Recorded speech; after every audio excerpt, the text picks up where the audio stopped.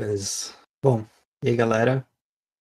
Bom, hoje a aula vão ter 4 temas principais.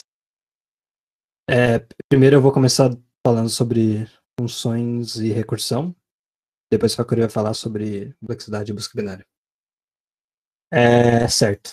Então, primeiro para começar, eu quero falar um pouco da motivação inicial de aprender um pouco sobre funções. Então, o que é uma função, né?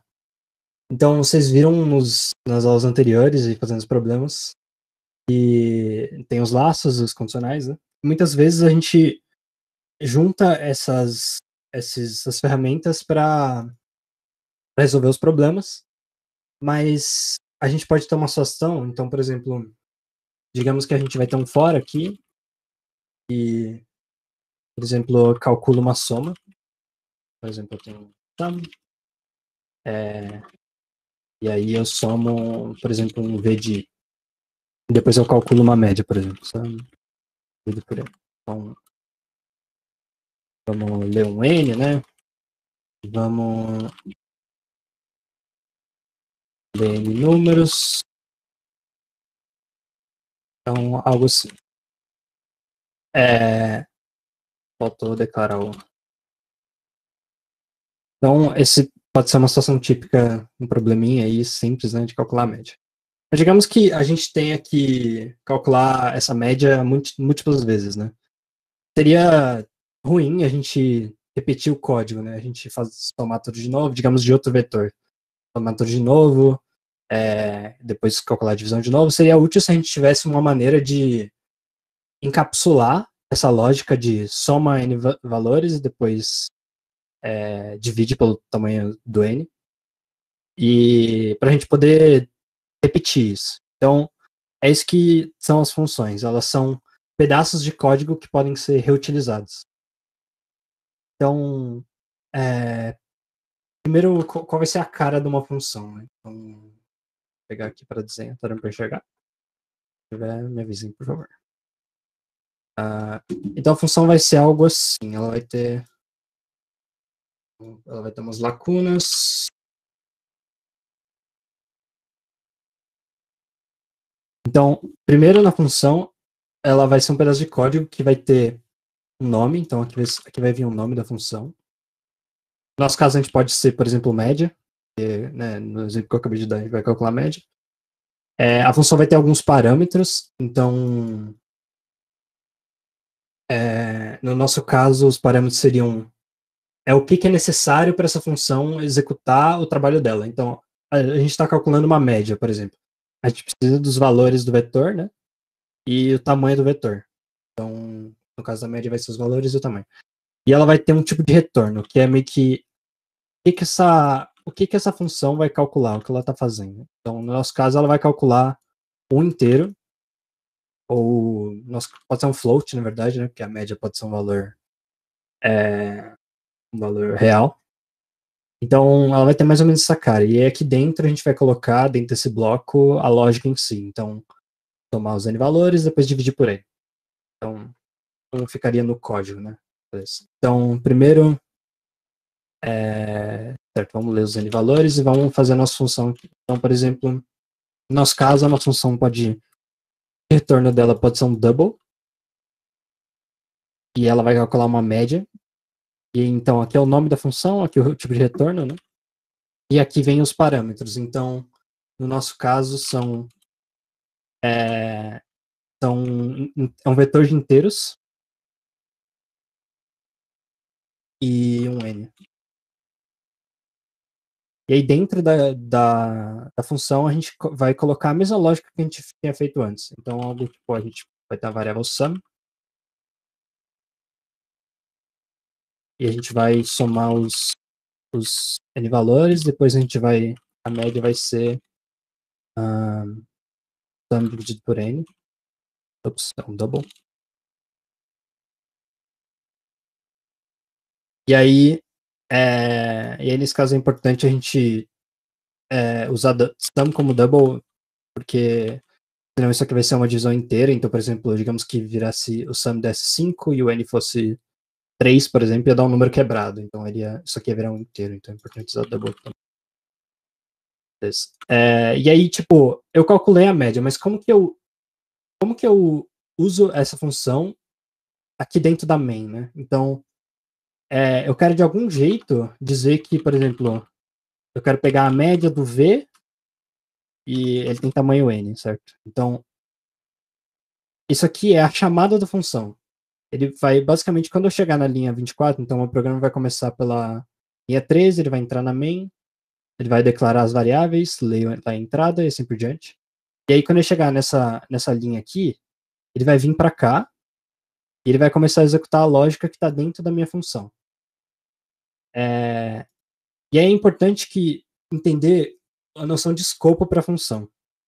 Então, quando a gente declara uma função, as variáveis que estão dentro dessa função, então, por exemplo, esse double sum aqui, é uma variável que só existe no contexto da chamada. Então,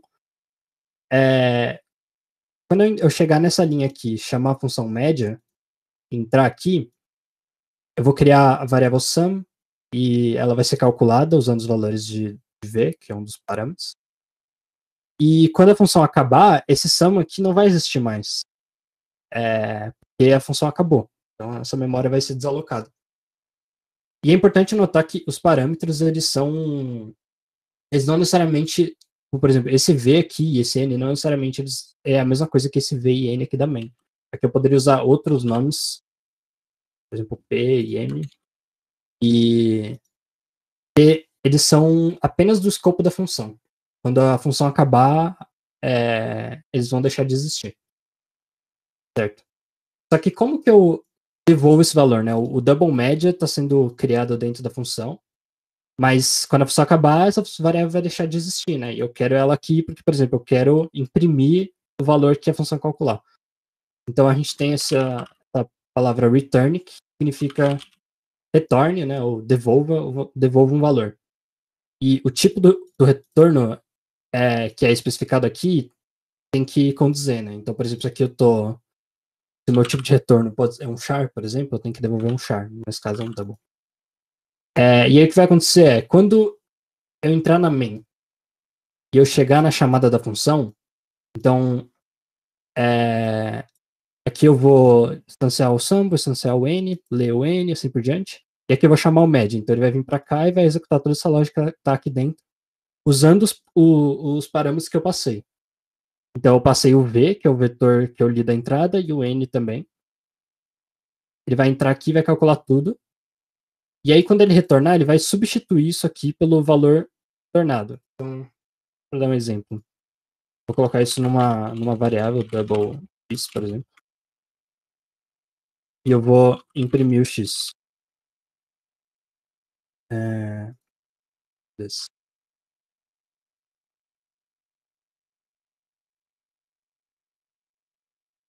Main.cpt, -1. Ups.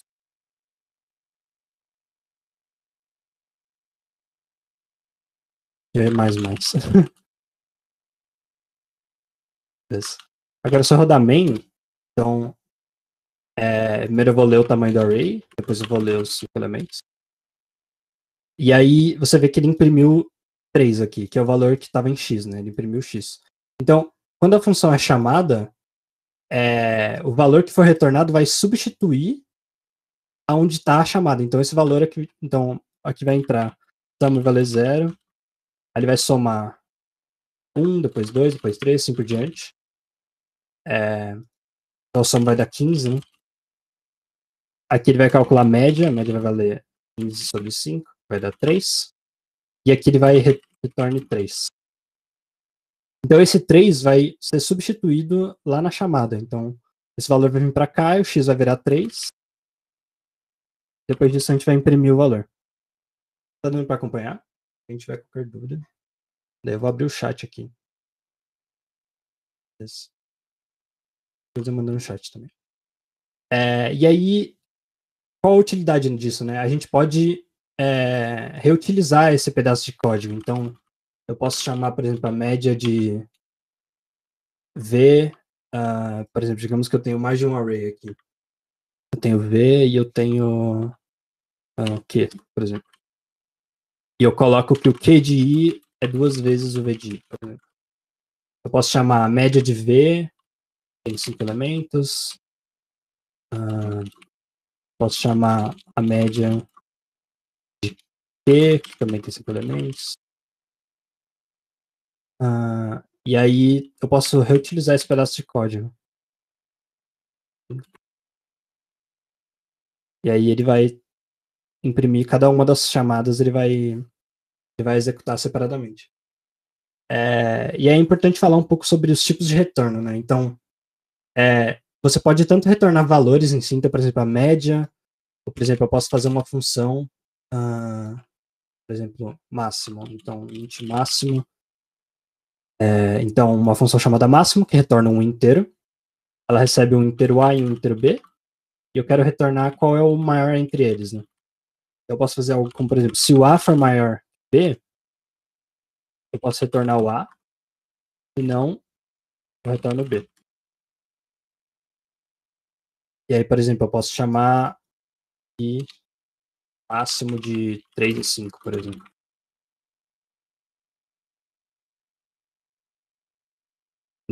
Tô lendo então, mas não tô usando. E aí, o máximo de 3 de 5 vamos fazer algo mais bonitinho. A e B. A e B.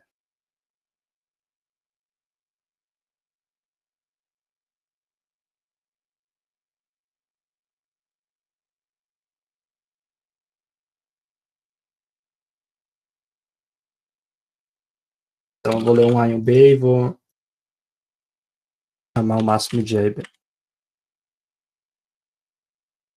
Por exemplo, 5 e depois 10. O máximo de 5 e 10 é 10. E aí aqui eu usei outro tipo de retorno, né? Eu mandei um retorno de int. E sua função pode ter quantos parâmetros você quiser, mas ela sempre tem um tipo de retorno só. E você pode usar qualquer um dos tipos primitivos. Você pode retornar char, int, double, bool, array, o que você quiser. E aí e existe um tipo especial também, que é o void. Basicamente, o void ele é um retorno nulo. Então, você não vai devolver nada na sua função. Ele vai simplesmente executar uma lógica. Então, vamos fazer uma máximo. Vamos alterar essa máximo para ela ser void. Então, ao invés dela retornar o valor, ela vai imprimir, por exemplo. Então, vamos usar essa linha aqui. Então, vamos calcular qual é o máximo. Então, o máximo. Se A for maior que B, o máximo recebe A. Se não, ele recebe B. E a gente imprime a variável max. Então, nesse caso aqui, a minha função, ela não devolve nenhum valor, né? Ela simplesmente calcula qual é o maior entre A e B e imprime. E aí, por exemplo, eu só chamo o máximo de A e B aqui. E, enfim, você pode chamar quantas vezes você quiser. Ups.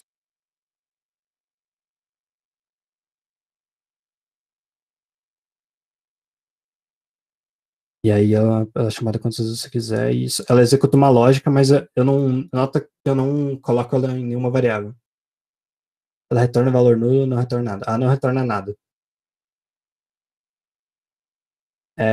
Beleza. E aí. A vantagem disso é que às vezes. Dá para retornar aquele tipo da outra aula? Vector e vector de vector? Tá. Pode retornar qualquer tipo que você quiser. Eu não vou fazer exemplos muito complexos, porque vector a gente vai cobrir um pouco mais a fundo em aulas posteriores. Mas você pode retornar vector, por exemplo. Beleza? Tá dando para pegar até aqui? Não tem dúvidas aí.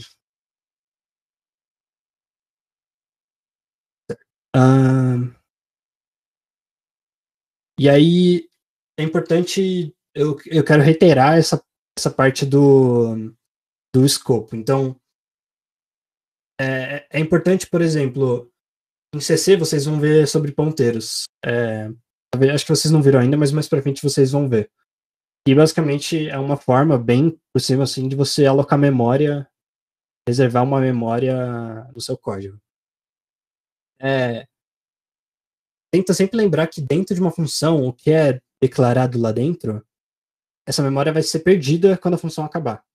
Então, o escopo da função, o que está no escopo da função só existe lá dentro. Então, pro mesmo sobre o for, então, por exemplo, eu acho que mencionaram que, por exemplo, quando você faz um for, então, dentro desse for eu tenho a variável i, mas eu não posso usar o i aqui fora, né? O i, ele só existe, ele só faz sentido dentro do for. Até o meu compilador, ele fala aqui, ó, o identificador i não está definido.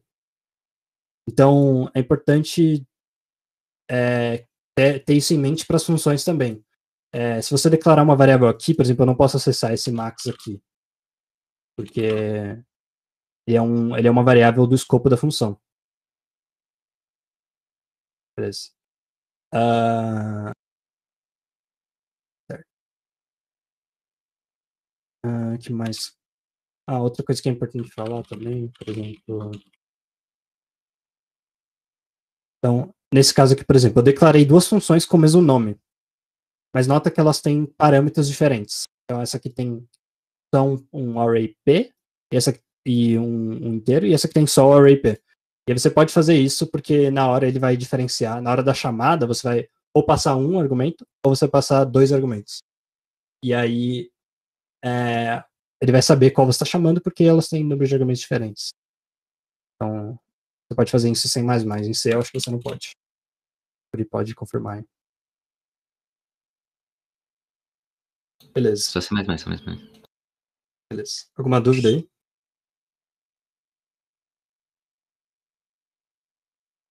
Beleza. Então, eu vou mostrar aqui algumas funções úteis do C++. Por que a gente inclui essa biblioteca bits std C++, né? O que essa biblioteca faz, ela dá várias funções já implementadas para a gente poder utilizar. Então, por exemplo, quando você faz o cin, por exemplo, ou o cout, isso está dentro dessa biblioteca aqui, ó, IOS. E ela está inclusa dentro da bits. E a bits tem diversas, provavelmente tem muitas coisas que você não está utilizando, mas ela é muito útil no conceito da maratona, porque vocês vão ver que conforme vocês vão usando mais e mais coisas nativas do C++, vai aumentando muito o número de includes. Tipo, chega a ter 10 includes às vezes. E aí incluir só bits é uma utilidade. Certo, algumas das funções úteis do C++, então. Então, a gente fez a nossa função de máximo, mas a função de máximo é uma função que existe, mas você pode fazer max entre duas coisas.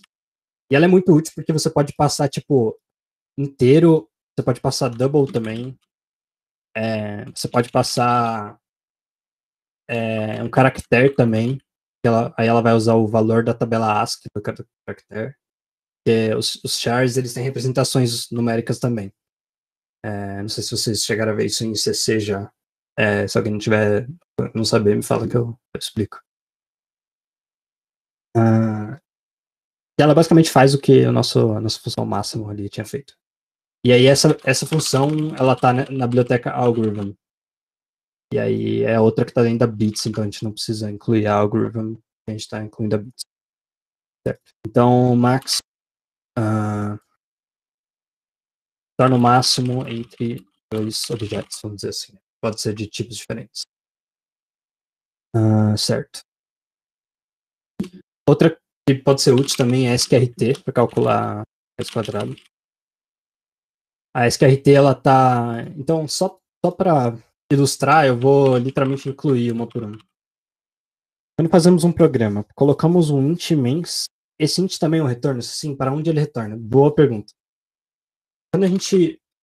A main, ela é uma função, né? A função principal do programa, e ela retorna int, verdade? Por que ela retorna int? Por padrão, você não precisa retornar int na main, você pode fazer com void também. Mas é um padrão grande de Linux, principalmente, e os programas que você roda têm retornos também. Então, quando a gente roda uma main, por exemplo, a gente roda um programa, então, por exemplo, eu criei aqui o meu programa main, né, e eu rodo ele com ponto barra main. Isso aqui tem um retorno. Por quê? Porque digamos que outro programa está chamando esse programa. Ele seria útil para ele saber deu certo ou não. Então, nesse caso, o int da min ele é usado como um código de erro. O padrão ele é 0 quando deu certo. Tanto é que você vê em muitas int main, você vê tipo return 0 no final. Por quê? Para indicar que deu certo, né? Não ocorreu nenhum erro. E aí é comum retornar diferente de 0 para se der algum erro. Então, às vezes tem return -1, por exemplo. E os programas fazem isso. Então, quando você roda um ls, por exemplo, no Linux, tem um código de erro.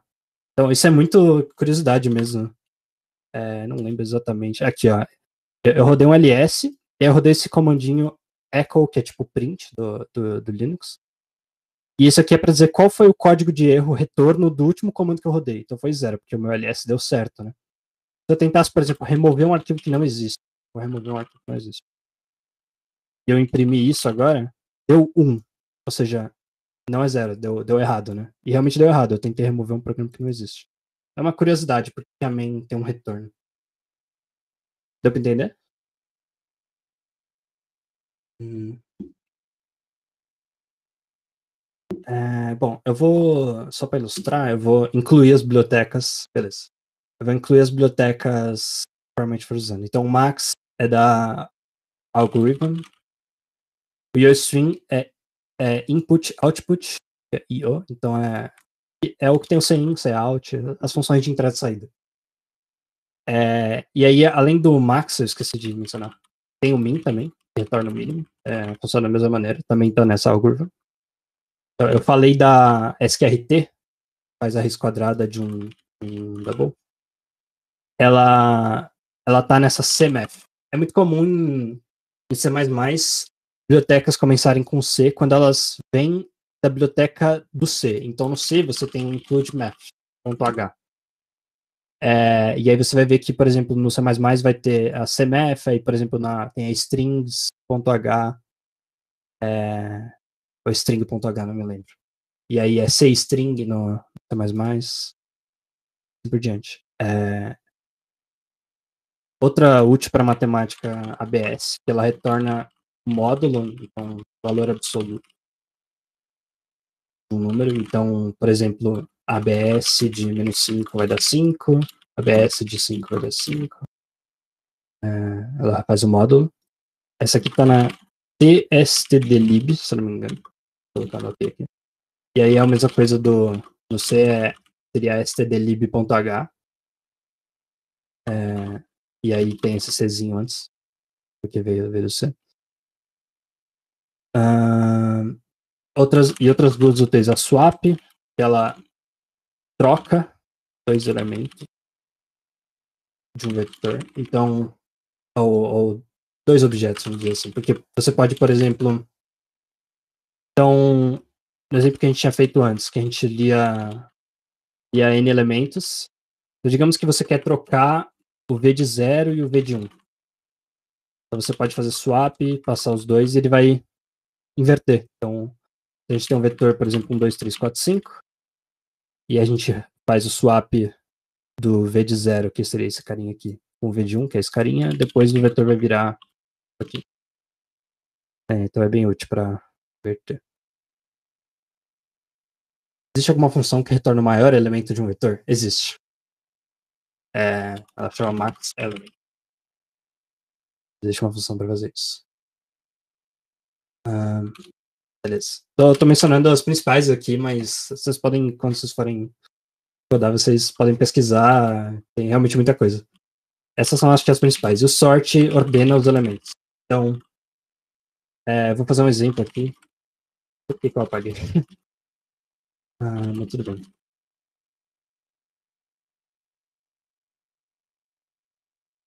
Então, vamos ler N elementos, aí vamos chamar a sort, que ordena. E aí, como são os parâmetros da sorte? Você passa qual é o... Vocês vão entender melhor isso no futuro, é difícil de explicar, porque tem a ver com o estilo de ponteiro. Eu falei que vocês vão aprender isso. Mas você vai passar o vetor, depois o vetor mais o número de elementos que tem nele. Nesse caso é o n. E aí, vamos imprimir os elementos para a gente ver que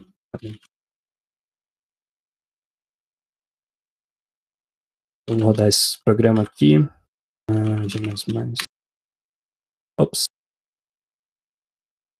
Falta o ponteiro.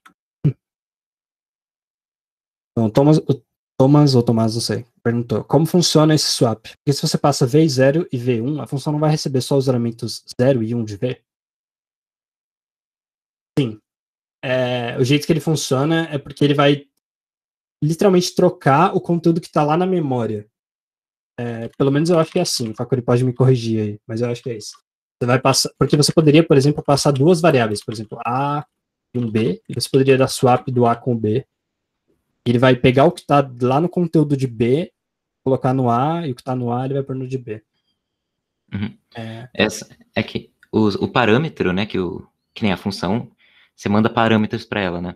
Os parâmetros do swap é um pouco diferente, né? Que ele usa uma coisa que tem em C++, que é passagem de parâmetro por referência.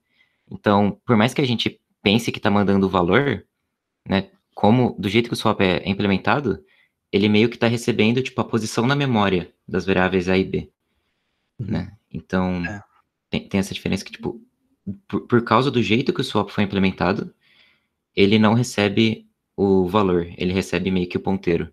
Aí ele consegue mudar a posição das duas. E é importante, pelo menos no VS Code aqui, que eu tenho a extensão do C++, quando eu passo o mouse em cima, ele fala qual é a assinatura, que a gente chama, a definição da função. Então, primeiro ele void, ele diz não retorna nada, né? Depois ele fala, aquele std swap é algo do C++, swap é o nome da variável, da função, perdão. E você vê que dentro ele tem aquele e comercial ali. Int é comercial, int é comercial. Porque ele tá falando que são referências para inteiros. Então, é isso que o Facuri explicou. E aí ele fala embaixo que, ó, mais 18 overloads. Porque tem. Você pode chamar swap com tipos diferentes, né? Então ele basicamente está falando que tem 18 definições de swap. Então vai ter. Lá na biblioteca do algoritmo vai ter, tipo, várias swaps, assim, com tipos diferentes. Então, int, char e assim por diante. Digamos. Beleza. Deu pra entender? Sempre implementei swap no braço, não sabia que tinha uma biblioteca. É do C++, no C não tem. Fazer. Beleza. E aí, então vamos só rodar o programa que eu fiz pra gente ver o sort. Então, lembrando, você passa o vetor, depois o vetor mais o número de elementos. Vamos ler 5 elementos. Eu mandei um ordenado. Vamos ler ele desordenado. Eu li 5 elementos ordenados e ele imprimiu eles na ordem. Ele fez o sort. Esse negocinho aqui é coisa do terminal pra dizer que não tem quebra de linha. Beleza. Bom, eu acho que é isso de funções. Eu não vou me estender tanto porque tenho meia hora para falar do outro tópico. Beleza. Alguma dúvida aí? Se tiver qualquer dúvida, só mandar. O sort. Se eu passar v mais n, sendo que esse n não é o tamanho do vetor, o que ele faz? Se eu passar, por exemplo, um número menor, então vou passar aqui, por exemplo, vou passar 3 elementos.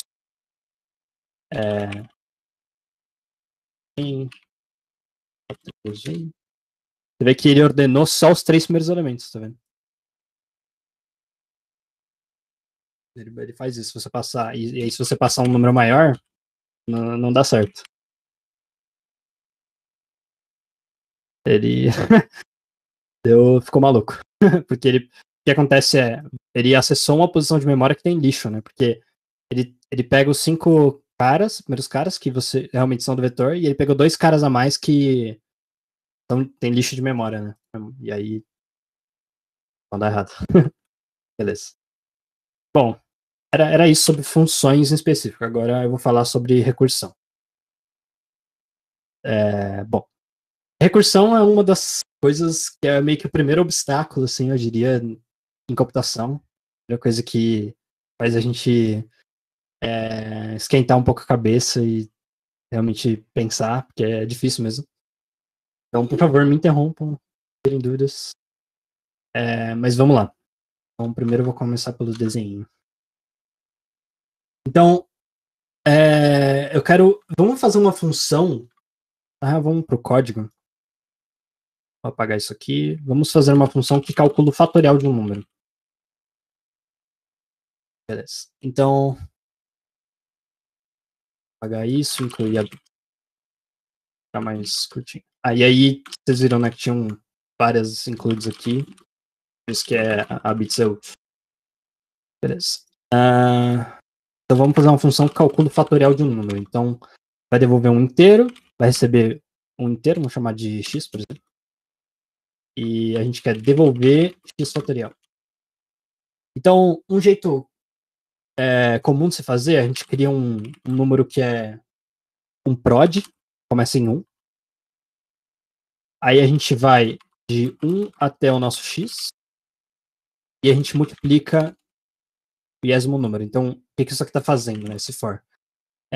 A gente vai passar... O prod vai valer 1 inicialmente, aí a gente vai fazer prod vezes 1, aí a gente vai pegar isso aqui. Agora o prod vai valer isso aqui. Quando ele valer 2, a gente vai multiplicar isso por 2, depois por 3, até multiplicar por x. E aí isso aqui é a mesma coisa que x fatorial. Beleza? Deu para entender o que eu fiz aqui? E aí a gente retorna o prod.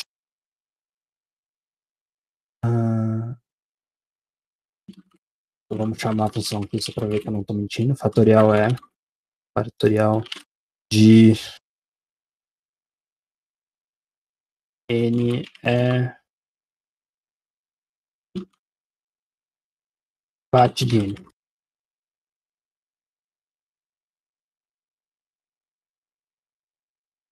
Então, 5 fatorial de 5 é 120. Beleza. Certo. Esse é um jeito de fazer. Aí, o que é recursão agora? Né? Então, a definição básica de recursão, pode parecer estranho, é uma função que chama ela mesma. Então, seria como eu vim dentro da minha FAT aqui e eu chamar a FAT aqui dentro. Então, por exemplo, quando a gente está olhando para o fatorial em específico, vamos apagar isso aqui. A gente está calculando o fatorial de um número x.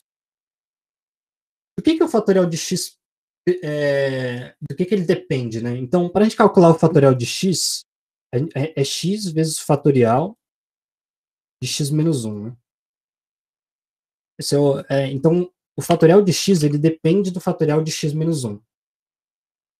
Beleza. Então, a gente poderia, dentro da nossa fatorial de x, chamar o fatorial de x menos 1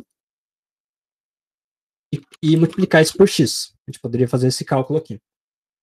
Então, e se a gente fizesse isso, né? O que aconteceria? Vamos retornar x vezes o fatorial de x menos 1. O que acontece no nosso código? Vamos rodar ele aqui. E vamos imprimir, dentro do FAT, vamos imprimir qual é o valor de x. E isso vai dar uma intuição sobre o que está acontecendo. O que acontece? Quando a gente chama fatorial de n aqui, a gente vai vir para cá, para a linha 5. O x vai valer n. Então vamos supor que n é 5. Vamos fazer fatorial de 5. Ele vai imprimir 5 aqui. E aí ele vai retornar x vezes o fatorial de 4. Então ele vai chamar o fatorial de 4. Ele vai fazer return 5 vezes o fatorial de 4. Só que ele não tem o fatorial de 4. Então ele vai vir para cá, para 5. Para a linha 5. Ele vai valer 4 agora. Vai imprimir 4. Aí beleza, ele vai retornar x vezes o fatorial de 3. E assim por diante. Então vamos ver qual vai ser o output quando a gente rodar esse programa. Eu vou passar 5. E aí você vê que não deu muito certo. Por quê? O que aconteceu? Ele começou, então não consigo nem subir o terminal o suficiente, mas ele começou em 5, aí ele chamou de 4. Aí de 4, ele... O que diz para ele parar esse ciclo, o Lucas perguntou. Então, por enquanto nada, né? Esse que é o problema. O de 5 chamo de 4, o de 4 chamo de 3, o de 3 chamo de 2, e ele continua indo infinitamente, né? Ele tá em números negativos aqui. E é esse o grande problema, né? A gente tem um cara que depende do cara anterior, só que infinitamente. Mas não era para ser assim. Tinha que ter alguma maneira de parar. Esse caso em que um cara depende do cálculo de uma chamada recursiva, né? Então, lembrando, a chamada recursiva é a chamada dentro de uma função para ela mesma. Então, o cálculo do recursivo de fatorial é o caso geral, que a gente chama. Então, isso aqui é o caso geral. E aí, o caso geral sempre precisa ter um caso base, ou o caso de parada. Que é o que a gente não colocou, que faltou. Beleza. É o caso de parada. Então, quando eu estou no fatorial de 5, vou fazer em branco. Fatorial. Então, vamos deixar uma interrogação aqui para a gente pensar o que vai ser o caso de parada. Então, o fatorial de 5, ele vai chamar, ele precisa do fatorial de 4.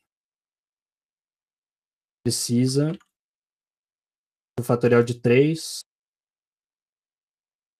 E precisa do fatorial de 2, e assim por diante, até o fatorial de 0, né? Que é porque fatorial negativo não está definido, então a gente vai... faz sentido, né? Então a gente vai parar por aqui. E aí o que acontece quando a gente chamar o fatorial de 0? Lembra que a função, quando ela devolve um retorno, ela vai substituir aonde está a chamada com o valor em si. Então, esse valor aqui ele vai ser substituído pelo fatorial de x menos 1. Então, quando x é 1, por exemplo, vamos começar do x igual a 1. Ele vai imprimir 1 aqui. E aqui ele vai fazer retorne 1 vezes o fatorial de 0. Quando o fatorial de 0 for calculado, ele vai ser substituído aqui. E ele vai deixar o 1 poder retornar também. Porque o que estava acontecendo antes nunca tinha um retorno. Ele sempre chamava o fatorial do número anterior, e esse chamava do número anterior, e assim por diante, nunca parava. Então a gente tem que ter o caso de parada aqui. Então a gente vai checar. Se o x for igual a 0, a gente retorna 1. Porque o fatorial de 0 é 1, né? Então, como funciona isso? Então, é aqui que a gente vai pôr um fim para esse ciclo infinito, digamos assim. Então, quando chegar em fatorial de 0, digamos que eu chamei fatorial de 0 aqui mesmo. Ele vai simplesmente entrar nesse if e vai retornar 1. Então, esse valor aqui vai ser substituído por 1. No nosso caso do caso geral, então, fatorial de 1, por exemplo, então se eu chamar fatorial de 1 aqui, ele vai entrar aqui, aí ele vai ver, não vai entrar no if, né, porque x é igual a 1, ele vai imprimir 1, e ele vai retornar 1 vezes o fatorial de 0. Quando o fatorial de 0 for calculado, que vai ser usando esse if, ele vai substituir aqui. E aí agora o fatorial de 1 vai poder retornar 1. E aí ele vai substituir o valor 1 aqui. Tá dando pra entender? É um pouco confuso.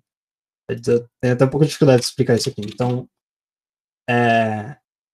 a ideia é que esse if aqui, que é o nosso caso base, e aqui tem o nosso caso geral. A ideia é que o caso base ele vai pôr um fim para o caso geral, né? Porque senão o caso geral vai ficar indo infinitamente. Então, basicamente, o que acontece aqui? Vamos pegar um exemplo menor. Então, por exemplo, fatorial de 3. Vai chamar o fatorial de 2. Vai chamar o fatorial de 1. Vai chamar o fatorial de 0. O fatorial de 0 vai entrar lá no if. Então, ele vai retornar valor 1. O fatorial de 1, ele vai ser 1 vezes, porque o x é 1, o valor que o 0 retornar. Ele vai retornar 1 também. O fatorial de 2 vai ser 2 vezes que o fatorial de 1 retornar. Vai ser 1. Ele vai retornar 2. O fatorial de 3 vai ser 3 vezes o que o fatorial de 2 retornar. É 2. Então ele vai retornar 6. E aí, como o fatorial... então ele vai retornar ou para a chamada que está lá na main, ou para uma chamada recursiva anterior. E aí, se a gente rodar esse programa aqui, do jeito que eu tinha feito antes, vamos para aqui.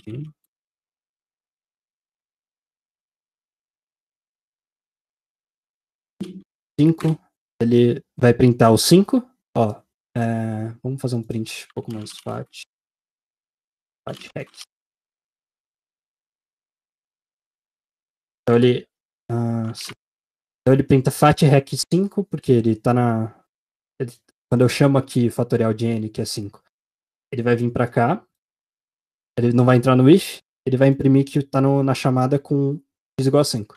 E lembra que o escopo da função ele é único. Então, quando eu fizer outra chamada de função, é independente, é como se tivessem duas independentes. Uma com fat com x igual a 5 e uma com fat com x igual a 4. Então ele vai retornar 5 vezes o fat de 4, só que ele não tem o fat de 4 ainda. Então ele vai entrar aqui, não vai entrar no if, vai imprimir, aí esse cara vai imprimir 4 vezes o fatorial de 3, e assim por diante, até ele chegar no de 0. Quando o de 0 devolver um valor, ele vai poder ser substituído na chamada recursiva. Então ele vai substituir 1 e assim por diante. Deu para entender minimamente o que eu tentei explicar aqui? Se dúvida, a gente repete, vai de novo. Bom,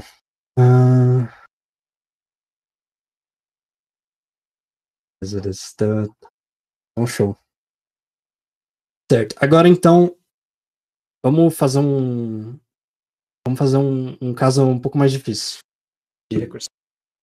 É o caso muito clássico aí, a gente quer calcular o Fibonacci. Por que você usaria isso ao invés de um loop? Parece um pouco um for.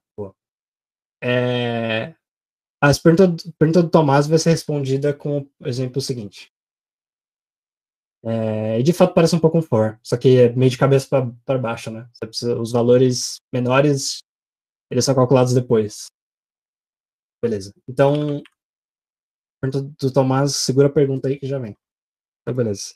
Vamos calcular o Fibonacci. Então, o que é o Fibonacci, né? Talvez a gente não conheça. O Fibonacci é uma sequência. Ela começa... Pode começar tanto com 0, 1 ou com 1, 1, tanto faz. Vamos começar com 0, com 1, 1. Beleza. Então, o primeiro elemento da sequência é 1, o segundo é 1, e aí os elementos seguintes, eles são a soma dos dois elementos anteriores. Então, o próximo elemento vai ser 2, porque é 1 mais 1. Aí o próximo vai ser 3, que é 1 mais 2. O próximo vai ser 5, depois é 8, 13 e assim por diante. E vai crescendo. Certo. Então, o nosso Fibonacci, vamos tentar definir o caso geral. O Fibonacci de n, ele vai depender dos dois caras anteriores, né? Ele vai ser o Fibonacci. Então aqui, o caso geral é onde vem a chamada recursiva. Ele depende do Fibonacci de n-1 e do Fibonacci de n-2. Se a gente fizer isso, eu não vou mostrar, mas se a gente só colocar isso aqui, né? Tipo, return Fibonacci de n-1 mais Fibonacci de n-2, a gente vai acontecer a mesma coisa. Tipo, vai andar pra sempre, porque não tem um caso de parada, né? Ele vai só... Se eu chamar o Fibonacci de 5, ele vai chamar o de 4 de 3. Aí esse cara aqui vai chamar o de 3 e o de 2. Ele nunca vai parar. Vamos tentar fazer aquele esquema que eu fiz com o fatorial, que eu fui fazendo tipo as setinhas, assim, só que com o Fibonacci. Nesse caso, fica um pouco diferente, porque o Fibonacci, por exemplo, vamos pegar o Fibonacci de 4. O Fibonacci de 4, ele vai chamar dois caras, né? Ele vai chamar o Fibonacci, ele vai depender do Fibonacci de 3 e do de 2. Por só F, que é mais rápido de escrever. E aí, o Fibonacci de 3 vai precisar do de 2 e do de 1. O de 2 vai precisar do de 1 e o de 0. Lembrando que esse número que está aqui dentro, ele é o índice na sequência. Então, o Fibonacci de 0 é esse cara aqui, o de 1 é esse cara aqui, o de 2 é esse cara aqui, assim por diante. Então, é uma estrutura, que isso aqui é uma estrutura que a gente chama de árvore. Computeiros não sabem exatamente que árvore é de baixo para cima e não de cima para baixo, mas, sei lá. Tenta ver isso de cabeça para baixo. Mas é uma estrutura de árvore. Beleza. E de 2 chama de 0 e 1. E se a gente não pôr nenhum caso, isso aqui vai... Tem um caso de parada, isso aqui vai ir para sempre. Então vamos estipular que o caso de parada está no 1 ou no 0, né? Não é de 0 a 1. Então, como ficaria isso na nossa recursão? Seria algo assim. O caso geral é torna o Fibonacci de x-1 mais o Fibonacci de x-2. Então, vamos começar fazendo o caso geral. Agora, caso base, que a gente pode usar é o 1 e o 0. Então a gente pode fazer que se o x for igual a 1, a gente pode retornar 1. E se o x...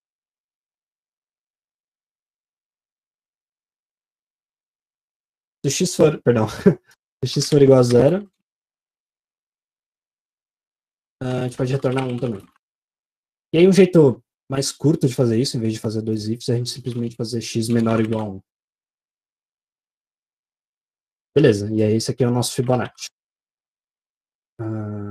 Então o que vai acontecer? Vamos simular aqui, por exemplo, o Fibonacci de 4. O Fibonacci de 4 vai chamar o Fibonacci de 3, vai chamar o de 2, o de 1. E é importante notar que as chamadas elas são feitas da esquerda para a direita. Então, quando eu chamar o Fibonacci de 4 aqui, ele não vai entrar no if, ele vai vir nessa linha aqui. Então, ele precisa do Fibonacci de 3 e o Fibonacci de 2. Só que ele vai ver que esse cara aqui é o Fibonacci 3, ele nem vai olhar para esse cara ainda, porque ele vê que o Fibonacci 3 ainda não foi... Ele vai fazer a chamada recursiva antes. Então, ele vai vir aqui, return, ele vai olhar da esquerda e direita, return, fib de 3, fib de 3, ele volta para cá com x igual a 3.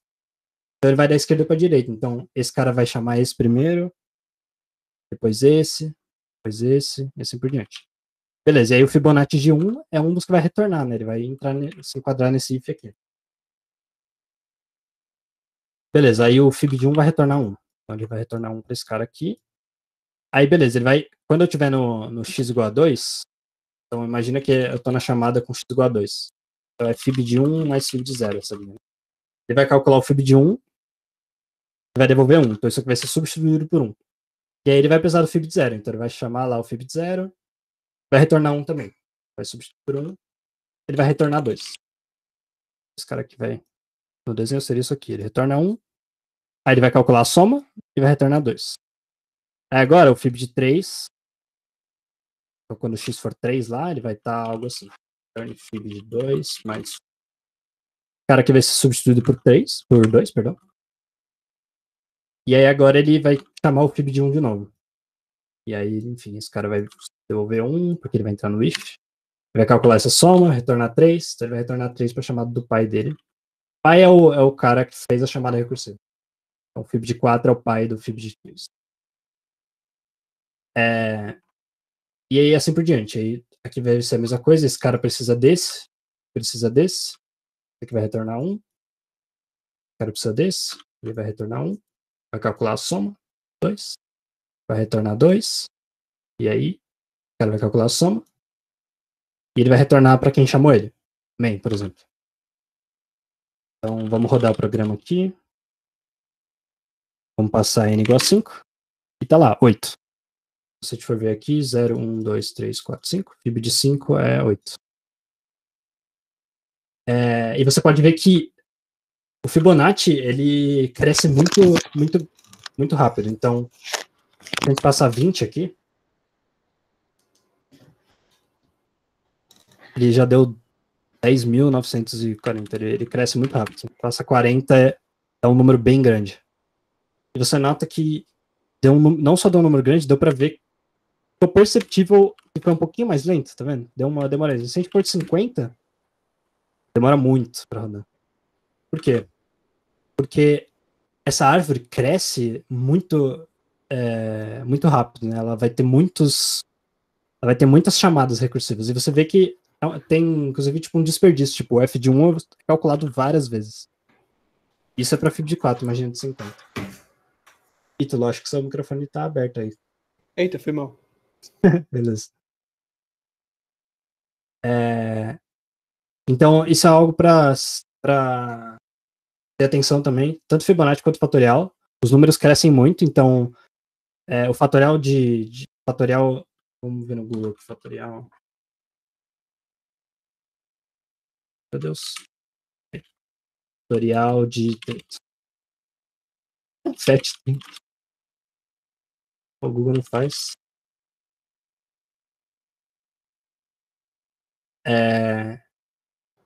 Eu acho que se botasse exclamação, ele fazia. Boa. Tá aí. O fatorial de 30, por exemplo, é 2 vezes 10 elevado a 32. Não cabe no inteiro, né? Então, é importante, às vezes, usar long int aqui. Long. Porque ele vai estourar o valor. E aí, então, tipo, tem essas duas coisas em recursão que é importante notar. Então, o custo de memória pode ter overflow, né? Pelo tamanho dos valores. Mas também o custo de memória em relação a isso, overflow, o custo de memória em relação às funções, porque cada vez que você faz uma chamada recursiva, você vai gastar mais memória, porque o seu computador ele vai alocar memória para as variáveis que estão lá dentro, para a função em si, ele tem várias alocações que ele vai fazer. Então, para fatorial um Fibonacci grande, por exemplo, o que acontece é que ele não tem nem memória para rodar um fatorial tão grande. E também o tempo. Se cada um desse gastar um pedaço de tempo para ser executado, você vai ver que com uma quantidade de nós nessa árvore muito grande, então chamadas Fibonacci muito altas, não vai nem. Você vai esperar uma eternidade. E o Facuri vai ensinar mais sobre complexidade, e vocês vão entender melhor como calcular a eficiência para saber se tipo, você vai rodar em menos de um segundo ou se vai esperar uma eternidade. Acho que é isso. Alguma dúvida? Deu para entender, Tomás, por que você usaria isso ao invés de loop? Tipo, para o Fibonacci, por exemplo. Você aqui não tem exatamente como você fazer com um loop. Pelo menos.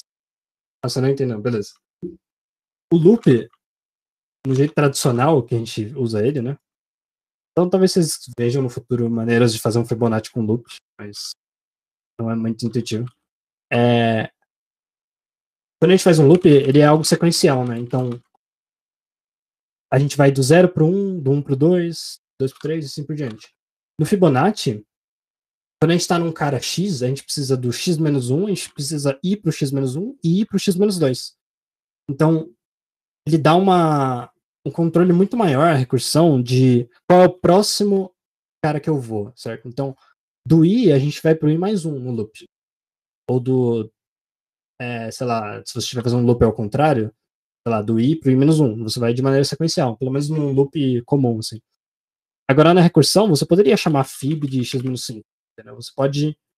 Uma função recursiva, ela tem um controle muito maior de qual é o próximo elemento que você vai chamar a função. Você tem que entender um pouco melhor? É que, tipo, tem alguns problemas, né?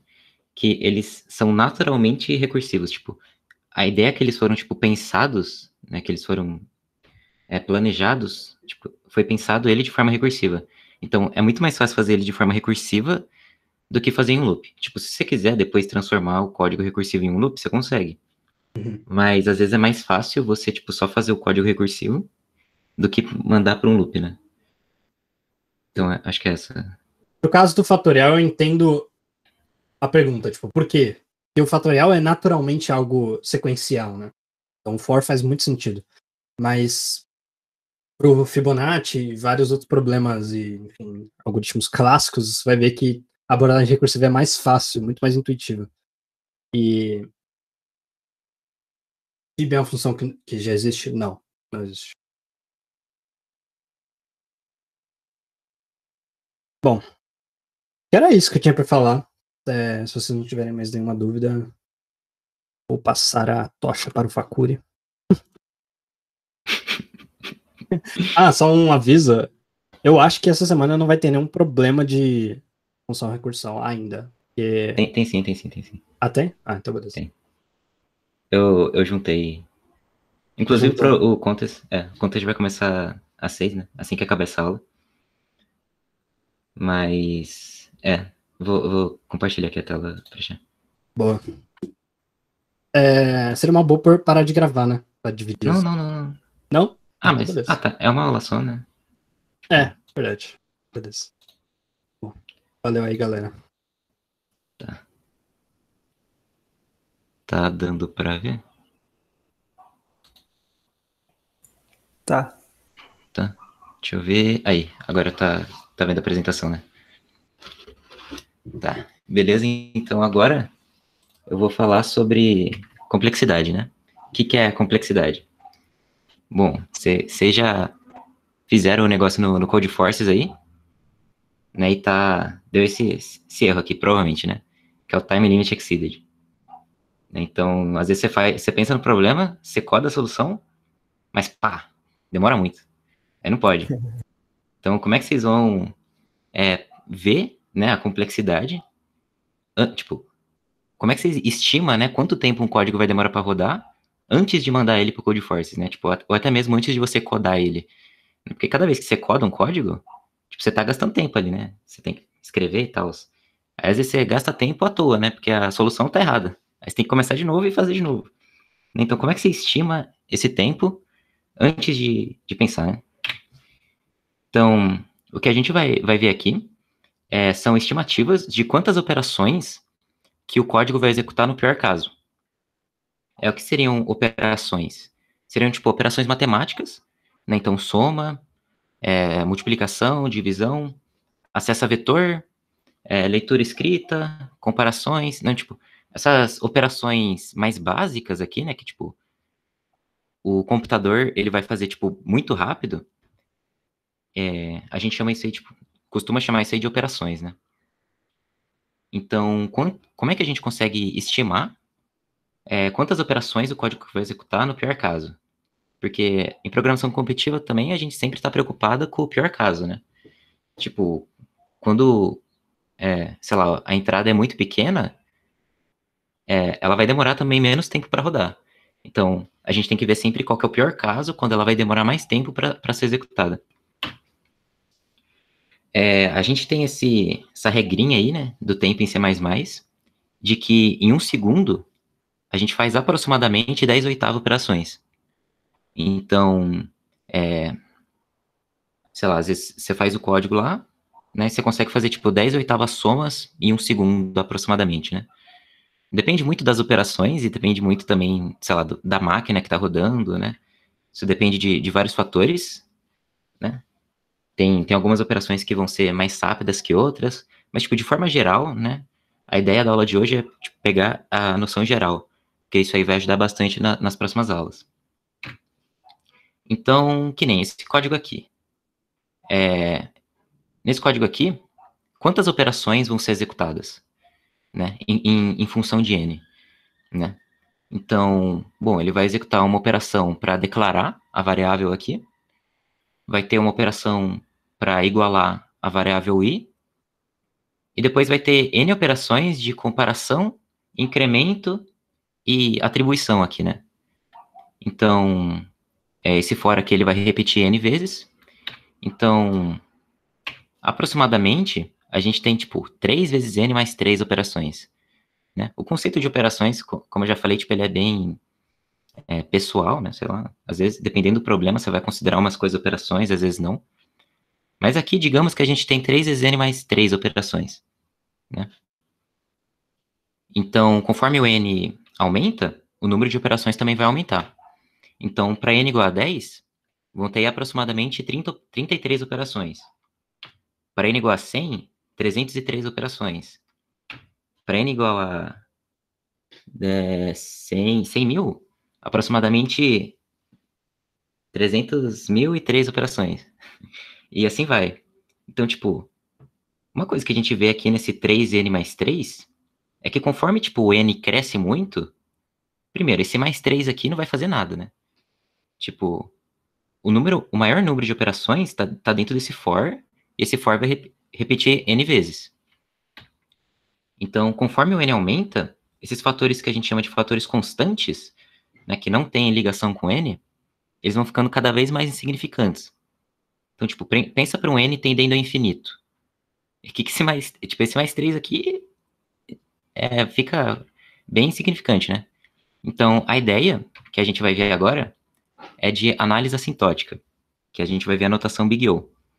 Então, a gente vai analisar, né, o número de operações feitas no pior caso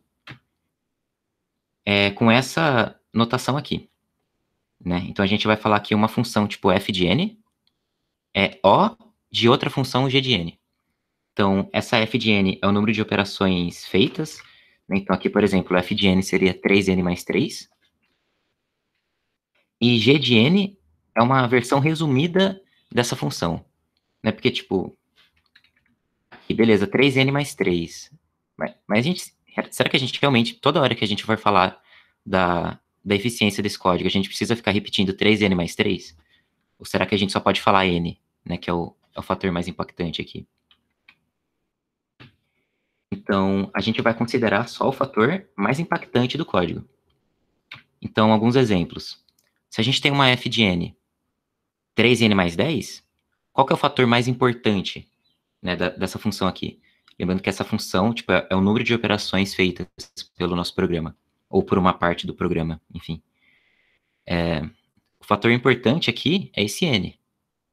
Então, a gente fala que essa função é O de n. Certo? Essa outra função aqui, 3n quadrado mais 10n menos 5. Bom, tem esse n, aqui, nesse caso aqui tem esse n quadrado, tem esse termo multiplicando n e tem esse 5. Conforme o n cresce, o que realmente importa nesse código é esse n quadrado. Né? Porque, tipo, o maior número de operações vai ser executadas, tipo, por essa parte aqui, né? Então a gente fala que essa função é O de n quadrado. Outro exemplo aqui. F de n é n fatorial mais n ao cubo. O Prechá mostrou, né, um pouco antes aí, que o n fatorial ele cresce muito rápido. Né? Então, se a gente tem um código executando em n fatorial operações, é isso que vai ditar a complexidade dele. Então a gente fala que esse código é O de n fatorial. E assim vai. Deu para entender essa ideia, né? Tipo, aqui a gente está vendo bem por cima, né? A gente vai ter um código e a gente quer, tipo, analisar mais ou menos qual que é a complexidade dele. Então, outro exemplo de f de n aqui ele vai realizar cerca de log 2 operações, mais 10. Né? Então, esse termo constante a gente também ignora, e a gente fala que essa função é O de log n. Né? A base do log aqui a gente também pode ignorar. Né? Aí vocês também podem estar perguntando, né? Que função que é o número de operações é log? Né? Eu vou mostrar. Eu vou mostrar depois. Então, a gente pode falar que essa função aqui é O de log n. Show? E, por último, a gente tem essa coisinha aqui, que é f de n igual a 10. Tipo, o número de operações, nesse caso, não depende do valor da entrada. Como o número de operações não depende do valor de entrada, a gente fala que é O de 1. Então, O de 1 quer dizer constante. Tipo, pode ser o n que for, ele sempre vai executar um número constante de operações. Né? Então, a gente acaba falando aí O de 1 ou constante. Tá bom? Alguma dúvida por enquanto? Legal.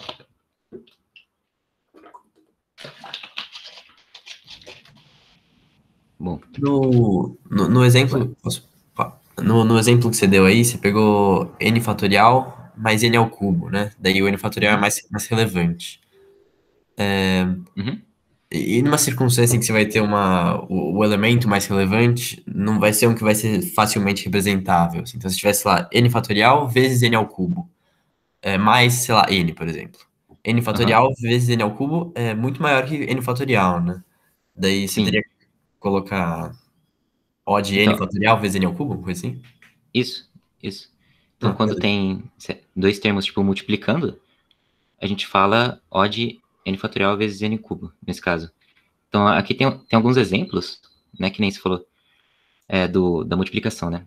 Então, aqui a gente tem meio que uma ordem, né, da rapidez dessas funções. Então, uma função constante, ela tá aqui de boa, né? Ela sempre vai crescer na mesma... Ela nunca cresce, né? Ela vai ter essa carinha aqui. A função log, ela tem essa carinha aqui que ela, depois de um tempo, ela cresce muito pouco, né? Então, a gente fala que como ela cresce pequena, né? Então ela vai executar um pequeno número de operações. A função raiz quadrada, né, que eu coloquei aqui square root, porque eu não consegui colocar o símbolo de raiz no Google, mas a função raiz quadrada aqui também, né, ela é um pouco maior, ela cresce um pouco mais do que a log, mas menos que a função n, né, e assim vai.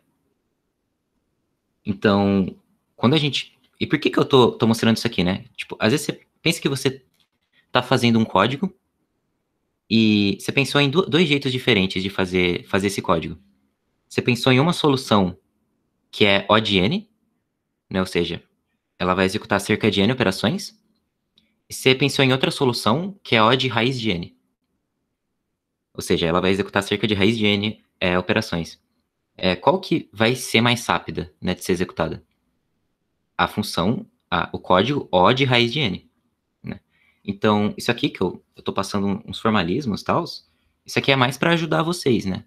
Que daqui para frente a gente vai, tipo, a gente costuma falar, esse código aqui é O de n, esse aqui é n log, e assim vai. Né? Então, é mais para vocês terem contato com essa notação. Né? E aqui meio que tem uma ordem que eles crescem, né? Então, via de regra, se você pensar numa solução O de n elevado a n, ela é bem ruim, né? Então, alguns exemplos aí, para vocês me falarem a complexidade em notação Big O. Então, nesse caso aqui, aquele bem parecido aquele primeiro exemplo, né? Qual que é a complexidade desse problema? Alguém fala aí? O de n, O de n. Boa. Então, a complexidade disso aqui é O de n. Porque esse for vai executar cerca de n operações. Então, a gente fala que isso aqui é O de n. Outro aqui. Nesse aqui, a gente tem um for dentro do outro. Né? Então, esse aqui vai executar n vezes. E em cada uma dessas n execuções, esse outro for vai executar mais n vezes. Né? Então, alguém chuta a complexidade? O de n ao quadrado. Boa, boa. N é n? N vezes n, isso. Boa, boa, boa. Então, esse aqui é O de n ao quadrado. Né? Vocês conseguiram pegar? Porque, tipo, aqui vai executar n vezes, e cada uma dessas vai executar mais n vezes. Então, meio que fica n vezes n, que é n ao quadrado.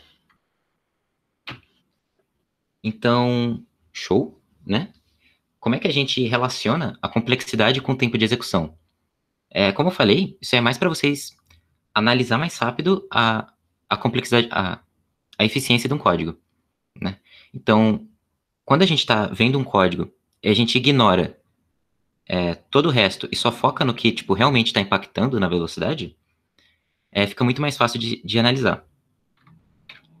Então, o tempo de execução vai depender do valor da entrada, né? Então, por isso que a gente tem uma função de n, né? Se vocês tiverem, tipo, mais variáveis, né? Às vezes não depende só de n, depende de n, m e k. Aí vocês podem ficar brincando com essas diferentes variáveis aí também. Mas, via de regra, o tempo de execução vai depender do valor da entrada. E, como eu falei antes, né? Um código vai executar cerca de 10/8 operações a cada segundo. Então, vamos dar aqui um exemplo, né? Você faz um código O de n ao quadrado. Em quanto tempo que esse código vai rodar? Então, vamos supor primeiro que n igual a 100. Como a gente fez um código O de n ao quadrado, ele vai executar cerca de 100 ao quadrado operações. Ou seja, ele vai executar aproximadamente 10⁴ operações, que é bem menos que 10/8. Né? Então, ele vai executar bem mais rápido que um segundo. Agora, no segundo caso, um n é 10 ao cubo. Então, se a gente fez um código O de n ao quadrado, vai executar aproximadamente 10⁶ operações, né, que é 10 ao cubo ao quadrado. E 10⁶ ainda assim é menos que 10/8, né? Então, provavelmente vai executar em bem menos que um segundo ainda. Mas vamos ver um caso que o n igual a 10⁴. Então, como o n igual a 10⁴, ele vai executar cerca de 10/8 operações. E como é aproximadamente 10/8 operações por segundo, a gente já precisa começar a tomar cuidado, né? Porque e se forem operações, tipo, muito demoradas, né? Se for, sei lá, se forem operações, tipo, operação de soma, tá tranquilo. O processador, ele faz operação de soma muito rápido. Agora, se for, sei lá, tipo, divisão, divisão demora um pouco mais que soma. E isso vale também para as outras operações, né? Então, dependendo das operações, vai passar ainda, suave.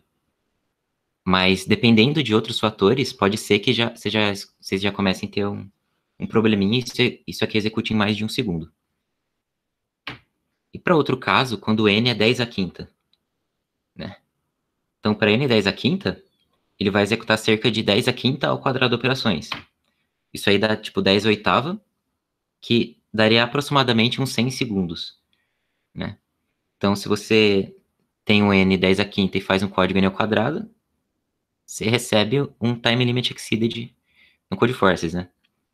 Então, então essa aqui é a noção que vocês vão ter daqui para frente com os códigos, né?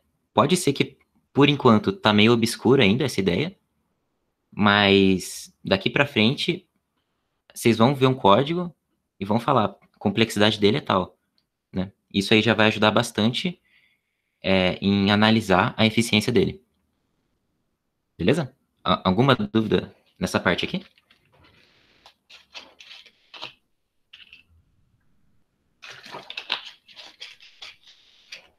Show. Então, vamos voltar aqui para um exemplo anterior.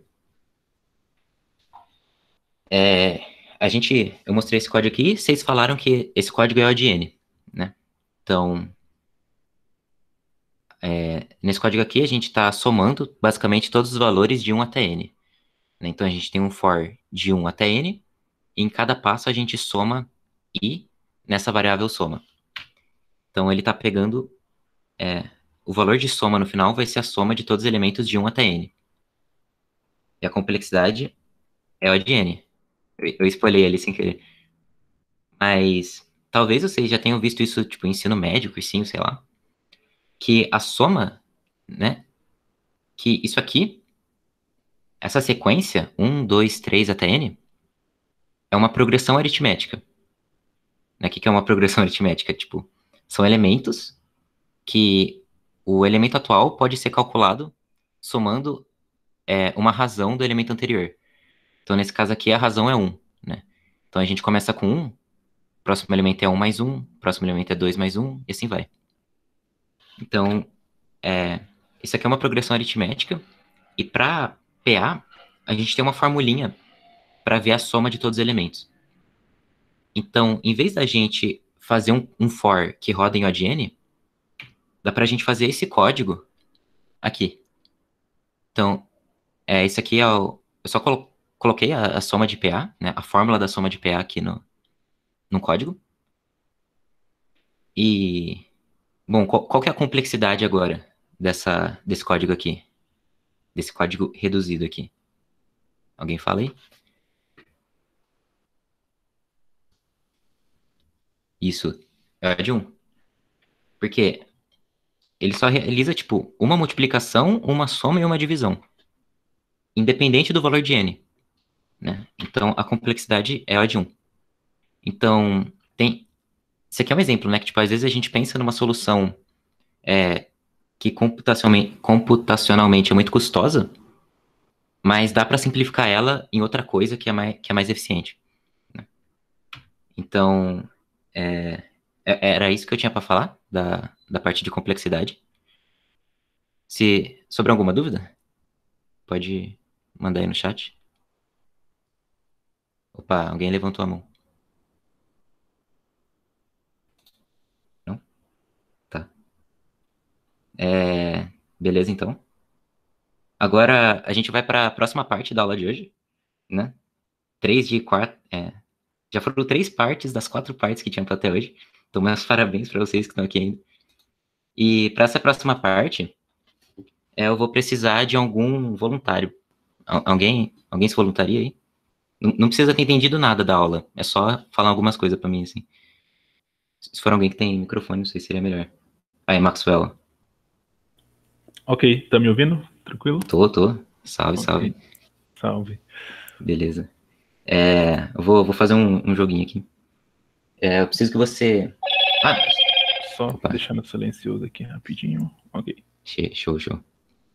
Essa parte aqui da aula agora não tem muita relação com as outras partes. Só vou mostrar outro conceito mesmo. Então, para começar, eu vou falar para você escolher um número. Peraí, só um minuto. Escolhe um número de 1 a 1000. E não fala. Ok. Escolheu? Aham. Beleza. Um número aleatório, de preferência, tá? Aleatório. Beleza. Então, você vai ter esse número, né? Vamos chamar esse número de N. Ok. E eu vou fazer algumas perguntas. Em cada pergunta, eu vou falar um outro número X. Certo? Certo. E você vai me... Então, e a resposta? Opa. Vai ser menor, maior ou igual. Ou seja, para cada X que eu te mandar, você vai falar se esse X é menor, maior ou igual ao número que você está pensando. Ok. Certo? Então, esse N, ele está entre 1 e 1000. E eu vou acertar o número em 10 perguntas. Beleza? Esse é o Beleza. grande truque de mágica aí. Então, tá, vamos começar aqui. Então, primeiramente, o número pode estar em qualquer coisa entre 1 e 1000. Certo? Então, eu vou perguntar 500. 500 é maior, menor ou igual ao número que você está pensando? Menor. 500 é menor. Tá. Aham. Então, deixa eu colocar aqui menor. Então, o número está entre 501 e 1000. Então, agora eu vou perguntar... Peraí, só um minuto.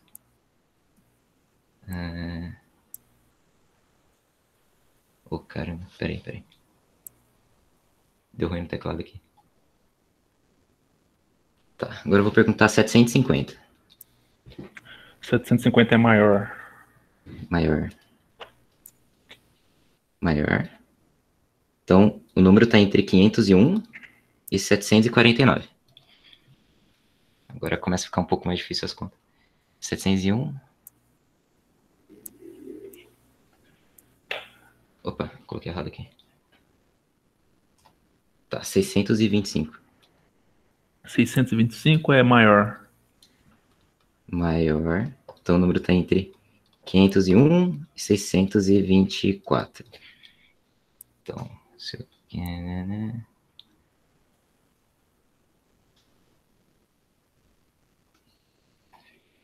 Tá, agora eu falo 562. É maior também. Maior. Então, o número está entre 501 e 561.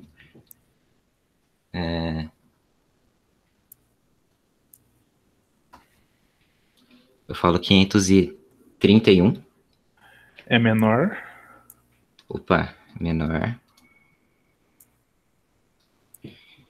Então, 500...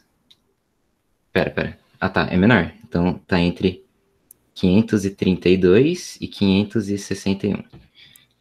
Então, 532.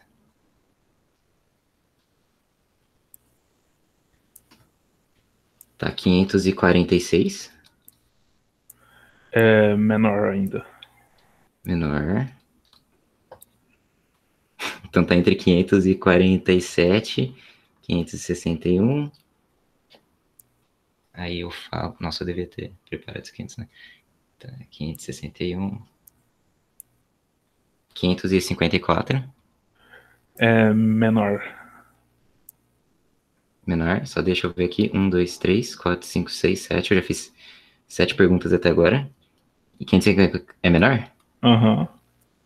Opa, então tá entre 555 e 561. Ai, meu Deus. Tá, então eu vou perguntar... 556. Maior. Então o número está entre 555 e 555. O número é 555? Aham. Boa, boa. Aí. Então, caramba, 555 é tipo um dos piores casos. Então, eu acertei 1, 2, 3, 4, 5, 6, 7, 8, 9 perguntas. Então, beleza? Muito Beleza. obrigado por sua participação. Salva de palmas no chat. Valeu, valeu. Boa, boa.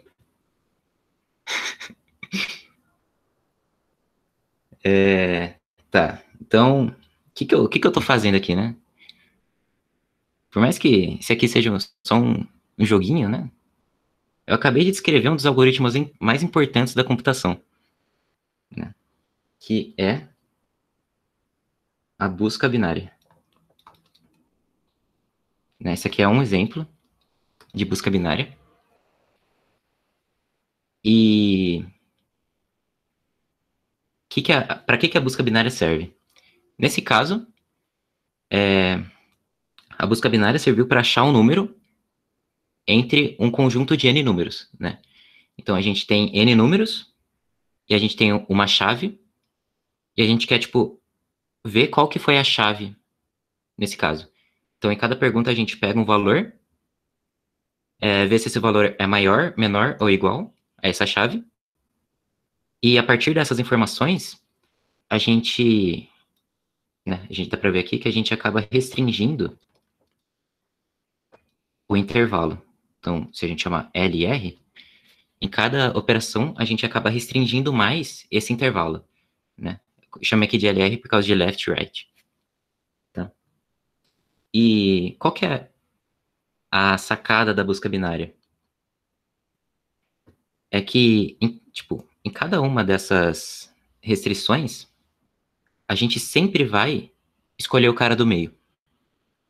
Né? Então, em cada uma das operações aqui, eu estava vendo qual que era o cara do meio, né, nas duas...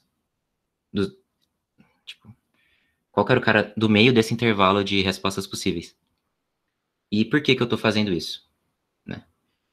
Então, vamos mostrar aqui agora, de certa forma, a complexidade da busca binária. Né? Então, no começo, a gente tinha um intervalo com n elementos, né? Então, no caso aqui, o n era até 1000, certo? Então, a gente tinha um intervalo de n elementos. Como a gente pega o cara do meio... Perdão. Então, a gente sempre vai pegar o cara do meio. O que isso quer dizer? Então, se a gente tem um L e um R, a gente sempre vai chutar um N, que é L mais R sobre 2. Né? Pode ser o floor disso, tanto faz. E se o nosso intervalo era L e R, depois que eu chutei o cara do meio, a gente tem duas opções do próximo intervalo. Ou o M é maior do que o cara que a gente está procurando. Então, é porque o cara que a gente está procurando está no intervalo da esquerda. Ou o M é maior. Então, a gente vai para M mais 1 até R, que é o intervalo da direita. Então, se a gente tem aqui N caras, a gente vê o meio e a gente ou analisa a esquerda ou analisa a direita. Beleza? E por que isso é tão legal, né? Bom,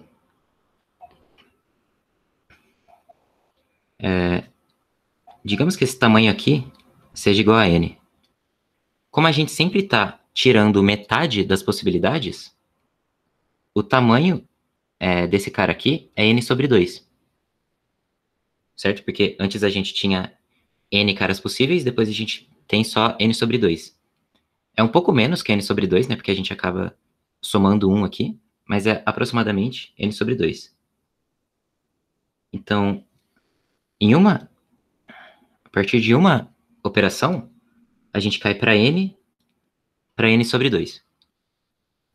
Depois, em mais uma operação, a gente vai de n sobre 2 para n sobre 2 sobre 2, né? Que é igual a n sobre 4. Depois de uma operação, a gente vai para n sobre 4 sobre 2, que é igual a n sobre 8. E assim vai, até que só sobre um cara no intervalo. Né? Ou seja, até que isso aqui seja igual a 1. Porque quando chegar no cara igual a 1, é porque a gente achou a resposta. Tá, eu vou reescrever isso aqui de outro jeito. Então, dá pra ver aqui que a gente sempre está dividindo por 2. Então, como a gente divide a divisão por 2, a gente está dividindo por alguma potência de 2. Então, esse n aqui, a gente também pode escrever como n sobre 2 elevado a 0, certo? Que é n sobre 1. Esse n sobre 2 é n sobre 2 elevado a 1. N sobre 4 é n sobre 2 elevado a 2. N sobre 8 é n sobre 2 elevado a 3. Então, isso aqui, ou seja, depois de 0 operações, a gente tem n sobre 2 elevado a 0 caras para analisar. Depois de uma operação, a gente tem n sobre 2 elevado a 1 caras para analisar. Depois de 2 operações, a gente tem n sobre 2 elevado a 2 caras para analisar. E assim vai até que chegue no último cara. Ou seja, depois de k operações, eu só vou ter um cara. E qual que é esse valor de k, né? Bom, para eu saber qual que é o valor de k, é só eu ver quando é que n sobre 2 elevado a k tem que ser igual a 1. Certo? Porque aí quando o tamanho do vetor se restringiu tanto até chegar a um elemento, é porque esse k foi o número de operações necessárias para chegar nesse ponto. Então, a gente pode passar para cá, vai para lá. Então, a gente tem que n é igual a 2 elevado a k. E, bom, a gente pode, do mesmo jeito que o inverso da multiplicação é a divisão, e assim vai, a gente tem que o inverso da potência é o log, né? É o logaritmo. Então, a gente pode escrever isso aqui como 2 elevado a k igual a n. E k é igual a log de n na base 2. Ou seja, depois de log de n na base 2 operações, mais ou menos, eu consegui responder essa pergunta. Então, vindo aqui no problema. Qual que é a complexidade desse algoritmo? Ou seja, no pior caso, quantas operações eu vou ter que executar para eu conseguir chegar na resposta? Né? Então, é O de log de n. Certo? Então, no slide de complexidade lá, a gente viu que log de n é bom, né? Tipo, E por que log de n é bom? Tipo, para n igual a 100, log de n é aproximadamente 4, né? 4 e pouco. Não, 4 não. Tô louco. 6, né? 6 e pouco. 6 e pouco, 6 e pouco. 6, alguma coisa. Para n igual a 1000, é aproximadamente 10 e pouco. Para n igual a 10 a quinta, é aproximadamente 10 a... Não, aproximadamente 16. Para n igual a 10 a nona, é aproximadamente 30. Para n igual a 10 a 18, é aproximadamente 60. Então, tipo, mesmo que o n seja muito grande, por causa dessa complexidade, o número de operações necessárias vai ser pequeno. Né? E por isso que a ideia da busca binária é uma ideia tão importante na computação. Certo? É muito lindo, Felipe. Então, qual que é a ideia da busca binária? Essa ideia, tipo, de você ter um intervalo, você chuta o cara do meio, de maneira não literal, tipo, Você pega o cara do meio, e a partir da informação do cara do meio, você restringe o intervalo pela metade, né? Então, e a busca binária tem complexidade log n. Então aqui eu mostrei um exemplo dela, né, que é esse joguinho, de acertar qual o número que o cara tá pensando. Mas também tem outros exemplos interessantes da busca binária. Um desses exemplos é muito importante na computação, né? Tipo, você tem um array de elementos. Então, sei lá, você tem 1, 3, 5, 5, 7. Né? Você tem esses elementos. E você quer saber o elemento e, tipo, a sua consulta, né? Consulta é saber, tipo, o elemento 3 tá nesse vetor? Tá. O elemento 5 tá nesse vetor? Tá. O elemento 8 tá nesse vetor? Não. E assim vai. Só que em vez de fazer, tipo, uma busca linear dos elementos, tipo, que nem, né? Um jeito possível de fazer isso é eu faço um for, né, em todos os elementos, e para cada consulta eu só vejo se esse elemento tá aí. Mas a gente já viu que a complexidade desse for, né? Então eu vou colocar aqui, né, tipo, a solução linear, né, de só percorrer os elementos com um for, é a de n. Mas também dá pra gente fazer isso utilizando uma busca binária com complexidade O de log n, né? Então, como é que seria a ideia dessa busca binária? Então, é parecido com o que eu tinha mostrado ali antes. Então, 1, 3, 5, 5, 7. Tipo, a gente começa considerando o array inteiro. Então, vamos supor que a gente tá procurando pelo cara 3. Ah, e outra coisa, eu esqueci de falar, mas esse array, ele tá ordenado. Certo? Senão vocês não conseguem aplicar a busca binária. Quer dizer, depende da busca binária, mas esse array tem que estar ordenado de certa forma. Então, a gente sabe que esse array está ordenado. E a gente quer saber, o 3 tá nesse elemento? Tá nesse array? E a gente vê o cara do meio. O cara do meio é menor, maior ou igual a 3? É maior. Então a gente pode restringir a busca só para os caras da esquerda dele. Então aqui de novo a gente, tipo, a gente vê o cara do meio, né? Nesse caso aqui a gente pegaria o 1, provavelmente.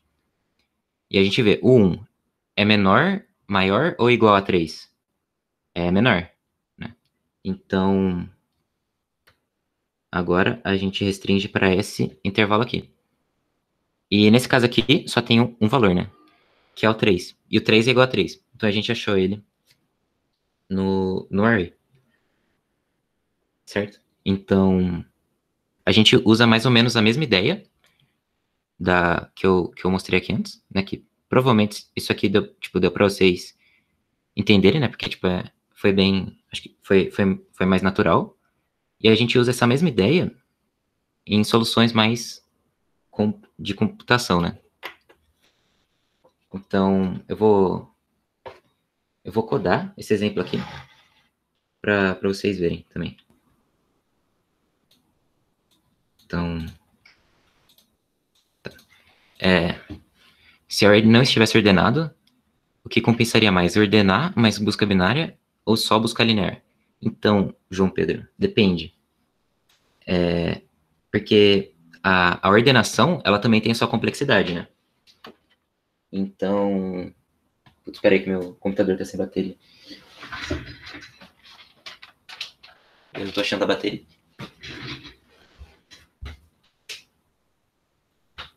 Tá, achei. Tá. Então, a gente precisaria ordenar. Para ordenar, a gente podia usar aquela função que o Prechá mostrou, né? Que é o sort. Mas a complexidade do sort é O de n vezes log n. Enquanto que... Então, tipo, teria... Então, nesse caso, qual seria a complexidade, né? seria ordenar mais a busca binária. Então, seria O de n log n para ordenar mais log n da busca binária. Então, esse aqui é O de n log n. E, no caso, para só fazer a busca linear, isso aqui é direto O de n. Né? Então, nesse caso aqui, a gente vê que a complexidade é pior, certo? Porque teve que ordenar antes. Mas na verdade, então, para um caso que você só precisa consultar um cara, talvez valha mais a pena você fazer uma busca linear. Mas pensa que a gente está, tipo, consultando 20 caras. Então, pensa que a gente está consultando que caras? A gente precisaria ordenar uma vez e fazer a busca binária que vezes. Então, isso aqui seria O de n log n mais O de log n que vezes, certo?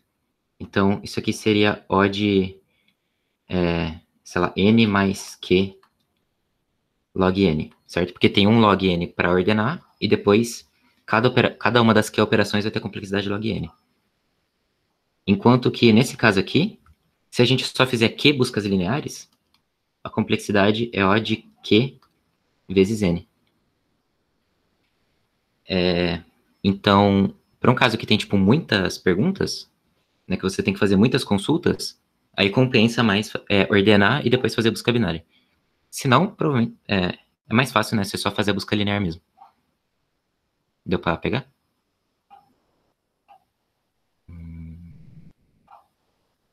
Show. Aí também do sort, né, que o C++ usa. O Prechá explicou aí. Eu esqueci o nome do sort, mas tem um nome bonitinho para esse sort. Tipo, ele vai juntando um monte de sort. É bem bonito. Aí ele é rápido, assim. Ele é um nlog rápido, tipo, não um nlog demorado.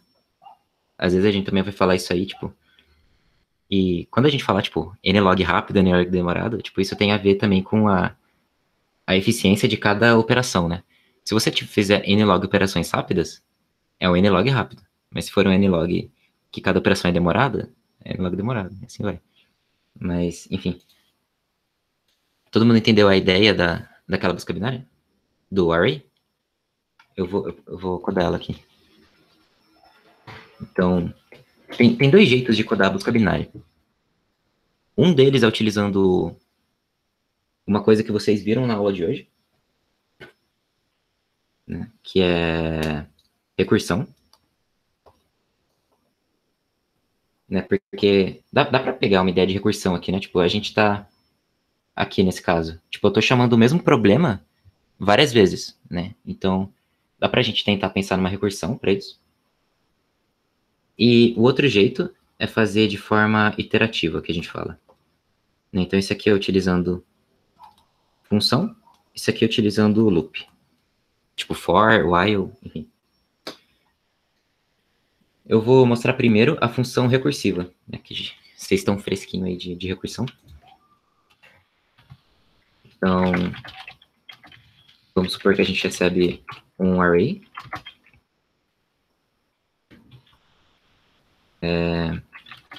De n, sem n. A gente vai ler.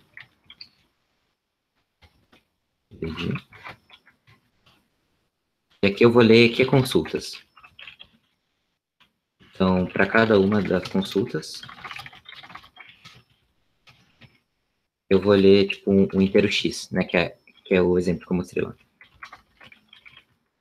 E em cada consulta eu quero saber se x está presente ou não no vetor. E aqui eu estou supondo que ele já me deu o vetor ordenado. Então, eu vou ter uma variável booleana. A variável booleana, ele é tipo só um true ou false. Chamar de resposta. Vou chamar o solve para alguma coisa aqui. E aqui eu vou definir a função solve. Então, quais são os parâmetros que a gente tem que ter na nossa função recursiva? O intervalo LR, que a gente está analisando agora. O valor que a gente está procurando, no caso chamei de x. E também precisaria do vetor, né? Mas aqui eu declarei o vetor global, então eu não preciso se preocupar com isso.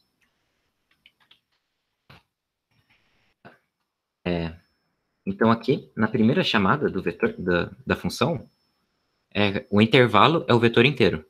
Então, o vetor inteiro ele vai de 0 até n menos 1. Eu estou consultando o cara x. Bom, então, aqui no solve, aqui eu retorno se x está em algum cara, intervalo LR.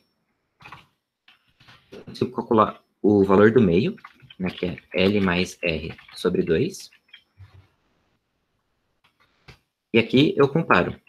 Se o valor do meio é maior do que x, alguma coisa.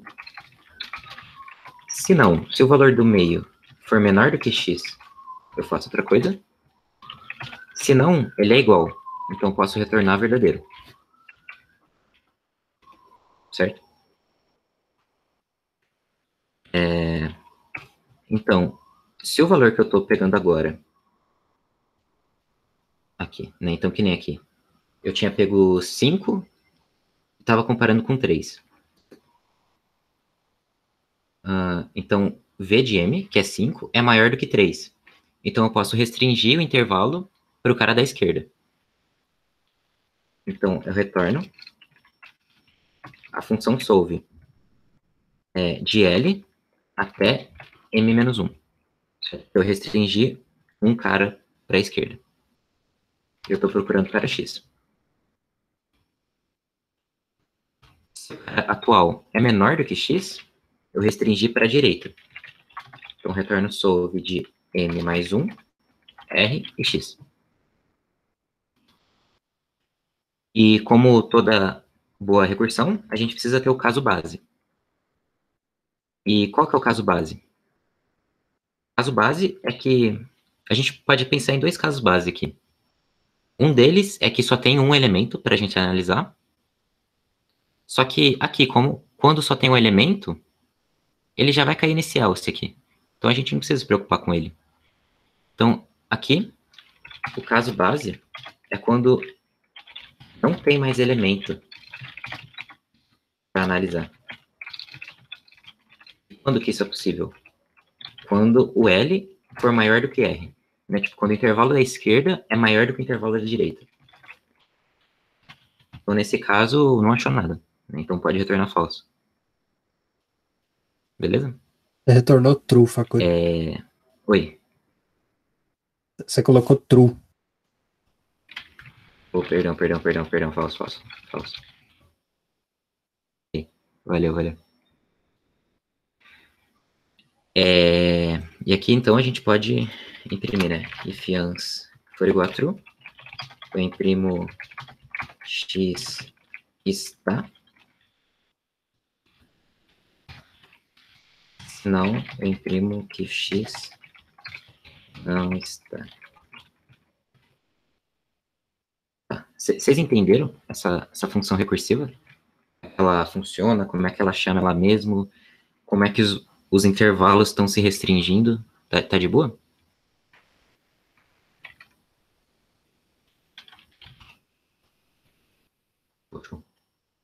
Se não tiver, pode perguntar aí, tá? Tá tarde, né? Vocês estão com sono agora, acho. Mas bora. Então, vamos testar aqui o código. Eu vou testar nesse exemplo aqui que eu dei antes, né?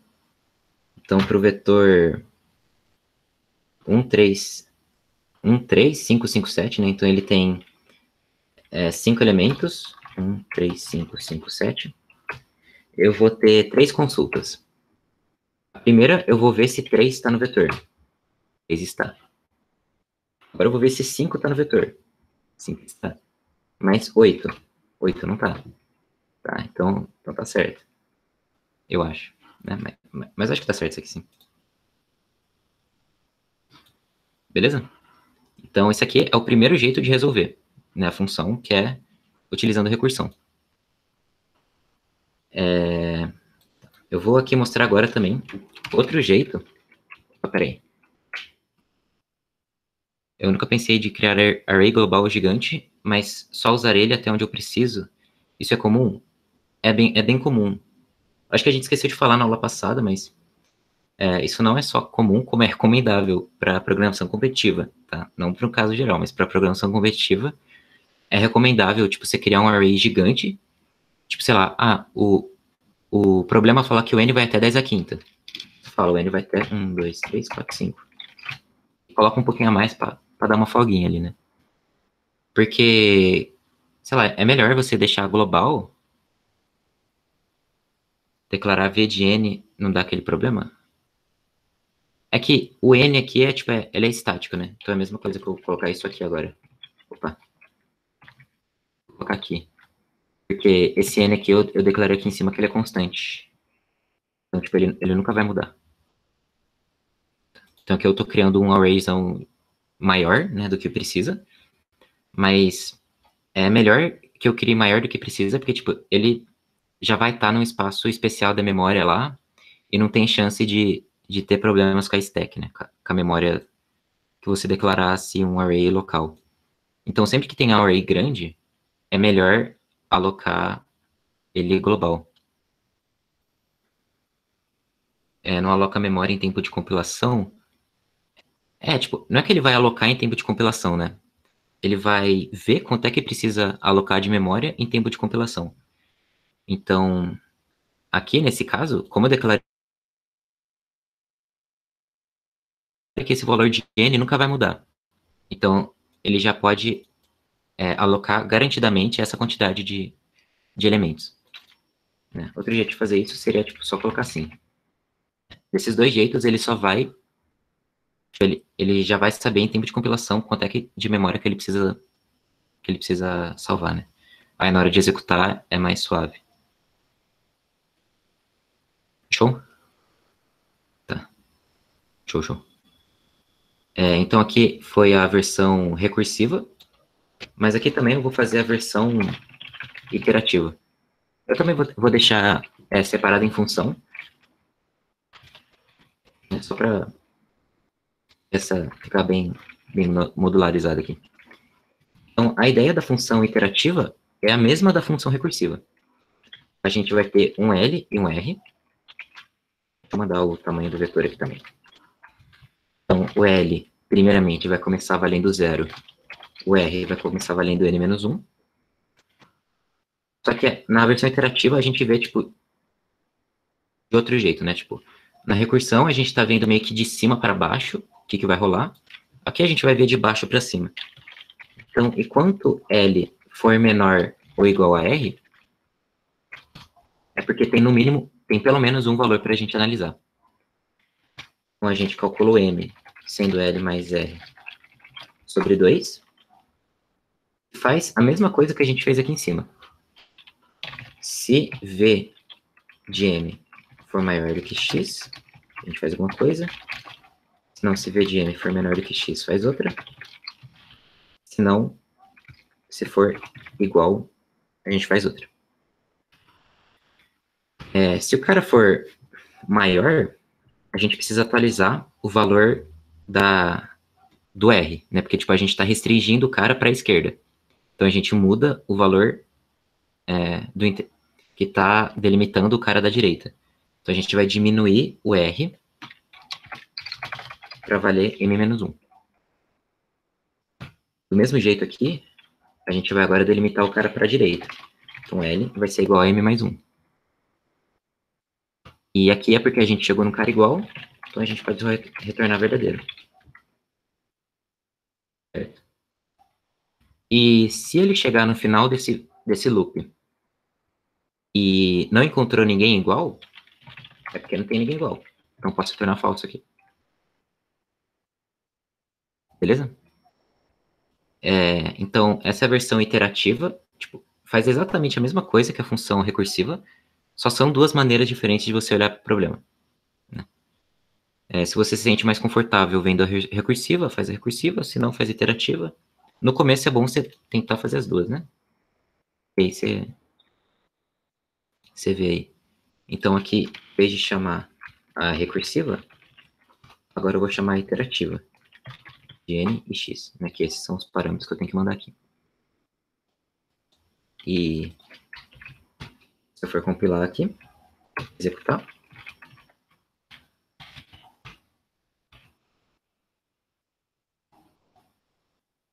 é 3, 5, 7. Opa, 7 tá mesmo. 1, 3, 5, 5, 7 para 8, já não vai estar. Beleza? Deu para vocês entenderem aí? A ideia da busca binária? A implementação vocês vão ter tempo de estudar depois, né? Vocês vão ver que vai ter um problema no contexto que é bem parecido, né, com esse aqui que eu tô mostrando. Então, tipo, vai dar para vocês se acostumarem mais quando vocês estiverem codando mesmo. Tá? Mas eu acho que era isso. A aula de hoje. Não tem função pronta no C++ de bebê? Tem. Tem. Chama Binary Underline Search. Né? Ela funciona mais ou menos nos mesmos parâmetros que você manda para sort. Né? Então, só deixa eu trocar aqui agora, né? Então, ans vai ser igual a binary search aí você manda o cara do começo, o cara do final e o valor que você está procurando. Então, isso aqui também funciona do mesmo jeito. 3, 3, 7, 3, 1, 5. Opa, eu mandei um cara menos ali. 3, 5, 7, 8, 19, 2, mais 1 está. Beleza? Funciona a mesma coisa. Vai fazer busca binária na resposta com essa função? Acho que não. Não. Porque você tem que mandar um cara estático aqui. Mas aí você falou de um termo que é a busca binária na resposta, que a gente não vai abordar na aula de hoje. Mas tipo, essa aqui é a estrutura básica de uma busca binária. Mas essa comparação aqui, dá para basicamente a gente fazer do jeito que a gente quiser. Né? Então vai ter outra aula aí bem mais para frente de busca binária na resposta, que a gente vai mudar essa comparação aqui para ser umas coisas mais legais, né? Mas a ideia da busca binária, que é bom vocês pegarem agora, é essa ideia de ir chutando o meio e dividindo. Que é uma ideia de divisão e conquista, que a gente chama na computação. Que a gente primeiro divide e aí conquista. Beleza? Acho que era isso, então, a aula de hoje.